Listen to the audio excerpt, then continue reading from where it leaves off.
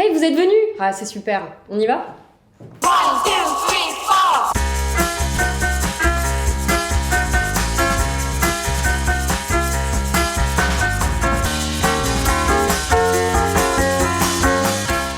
Bronzer, c'est la vie. Vous avez remarqué comment on se sent mieux dès qu'on a un joli hâle? En revanche, il paraît que le soleil, c'est le mal. À moins qu'on ait les bons conseils. Et pour ça, j'ai appelé Annick, qui est responsable de l'Institut Vichy et qui va nous donner quelques conseils. Alors, je vais te poser quelques questions.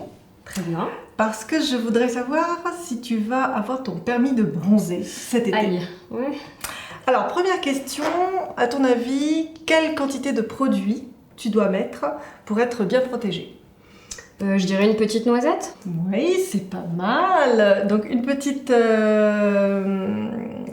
noisette, donc ça ce serait pour le visage par exemple. Oui. Non. Voilà. Oui.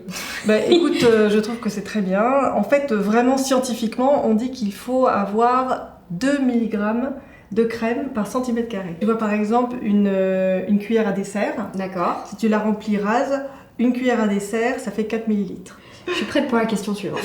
À quelle fréquence faut-il se remettre de la crème pour que la protection soit efficace? Moi, j'en mets à peu près une fois par heure, environ. Voilà. Oh bah là, tu es très généreuse parce qu'en fait, il suffit de une fois toutes les 2 heures. Ah, ça va. Ouais, Pas besoin voilà. d'embêter mes besoins de serviettes tous les quarts d'heure. Exactement. D'accord. Alors par contre, si tu vas te rebaigner, évidemment, remettre. il faudra en mettre. Même avec une crème waterproof? Alors nous, on a des formules qui résistent à l'eau, donc tu peux te baigner avec la crème waterproof. Mais quand tu sors de l'eau et que tu te sèches, évidemment avec la serviette, là, forcément, il faut Ouais, réappliquer. logiquement, oui. Qu'est-ce qui se passe quand on a un coup de soleil et pourquoi c'est mauvais? Un coup de soleil, ça abîme quand même la peau en profondeur, donc ça doit pas être très très bon pour tout ce qui est mélanome et compagnie. Effectivement, voilà. Et c'est surtout les coups de soleil répétés qui vont créer un dommage cutané et qui sont quand même susceptibles effectivement d'être néfastes pour la santé de la peau. Est-ce qu'on peut bronzer avec un indice de protection élevé? Alors moi ça je peux répondre parce que j'utilise un indice de protection 50, vu que j'ai de la peau très blanche. Bon là évidemment ça ne se voit pas parce que je suis noire fluo, parce que je rentre de vacances évidemment. Mais effectivement j'aurais tendance à répondre que oui, on bronze avec un indice de protection élevé. Ouais, effectivement, tu as tout à fait raison.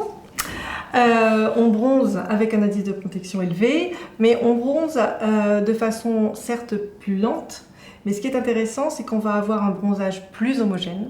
D'accord. Alors, ce qui est intéressant aussi aujourd'hui, c'est que même sur des indices protection 50, nous dans nos formules, on a la gamme idéale Soleil Bronze où on a un optimisateur de bronzage. Ah c'est génial. Ouais. Est-ce que derrière une vitre aussi, on doit mettre de la crème?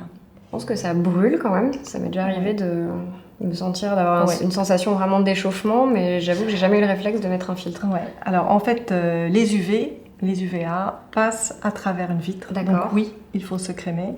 Et enfin oui, il faut se protéger. Et c'est vrai qu'on ressent surtout la chaleur parce que ça fait un effet de serre, donc ça fait un échauffement. Donc on a peut-être une sensation de chaleur agréable, mais il faut également se protéger. Alors les grains de beauté, comment est-ce qu'on peut les protéger? Bah, moi je mets juste mon filtre 50 dessus. Alors c'est déjà quand même très bien, mais il y a une petite astuce en plus, on a des sticks protection 50 qui permettent une application très locale. Voilà, exactement. D'accord. Et ça par exemple, si tu as ou des cicatrices récentes, par exemple, ou des zones où véritablement tu vas être sûr d'avoir une bonne protection, ça peut être une astuce de commencer comme une petite application locale. Et puis ensuite tu mets ton indice. Bon, l'indice de protection séquence sera très bien, mais toujours la bonne dose. D'accord. C'est très important. Super. Bon, est-ce que j'ai obtenu mon permis de bronzer? Moi, je trouve que tu es quand même très au fait des questions et que tu te protèges très bien. Je ne sais pas si tu as appris des choses aujourd'hui. Mais si, bien sûr. J'espère surtout que vous avez aussi appris des choses. Et en tout cas, grâce à Annick, je crois que je vais pouvoir partir en vacances l'esprit plus léger. Merci beaucoup, Annick. De rien. Les lunettes de soleil, c'est l'accessoire indispensable à nos vacances. Côté tendance, on sait faire. Côté style, il s'agit de pas se rater. Et pour savoir quelles lunettes vont nous aller, j'ai invité Cyril, qui est responsable de la boutique Le Caribou à Paris, et qui va nous donner tous ses conseils. Alors effectivement Delphine, il y a plusieurs choses dont il faut faire attention pour choisir ces lunettes, notamment la dimension du visage, qui est la chose la primordiale en termes de hauteur et de largeur surtout. Ensuite, la deuxième chose dont il faut faire attention, c'est le style qu'on veut se donner. Et dernièrement, c'est la couleur qui D'accord. doit correspondre bien à la forme, à la couleur des cheveux, la carnation. Notamment ici, avec Majda, qui a une forme de visage plutôt ovale, hein, pas trop large, on va plutôt choisir une monture qui va être de ce style, D'accord. donc de taille moyenne, hein, avec une lunette qui suit bien la forme du visage. D'accord. Donc la forme du visage, c'est Plutôt les pommettes qui des dictent. pommettes, voilà, exactement, jusqu'à la base du mâchoire. menton, de la mâchoire, c'est en fonction de s'il est obtus, ou l'angle est obtus ou aigu. D'accord. C'est ça qui va déterminer vraiment la Ça, on révise la notre du géométrie visage. en Voilà, même temps. Exactement. Et notamment, elle peut tout aussi bien choisir cette monture qui D'accord, relève un donc peu c'est le vraiment visage. deux donc formes vraiment, ultra différentes, on mais a- qui lui vont voilà. parce que ça suit l'angle de son visage. Parce que ça suit l'angle de son visage, parce qu'elles sont bien dimensionnées. Après, deux styles différents qui vont lui permettre de se donner un style différent. Voilà, exactement. Pour Lucie, par exemple, qui a un visage plutôt carré, et elle peut tout aussi bien porter des lunettes carrées avec une couleur qui rappelle un peu la couleur de ses cheveux. D'accord, Et paradoxalement, elle peut tout aussi bien porter une lunette qui est ronde. d'accord. Donc là encore, on est sur deux modèles typiquement très différents en Très termes différents. de forme. Qui sont bien dimensionnés et qui vont rappeler en termes de couleur la couleur des habits, la couleur des cheveux D'accord. et de la carnation. C'est génial parce que moi, par exemple, qui a un petit visage, je crois, plutôt fin, je m'étais toujours interdit de porter certains modèles de lunettes parce que je pensais que ça m'irait pas. Ça veut dire que tout est possible. Tout est possible. Tout est possible. Par exemple, cette lunette ici, qui va notamment bien correspondre à D'accord. ta ligne de visage. Donc de tes pommettes jusqu'au menton, on voit Ouais. bien que ça suit la ligne de ton visage. Les sourcils, hein, couverts ou pas, mais le mieux c'est que ça soit couvert. D'accord. Que ça ne touche pas les pommettes et qu'il y a un bon angle qui correspond à celui du nez. Donc ça c'est vraiment les choses dont on fait attention, même pour les lunettes en optique. D'accord. Cette forme qui est ronde, toujours bien dimensionnée, sur le style, hein, un peu John Lennon.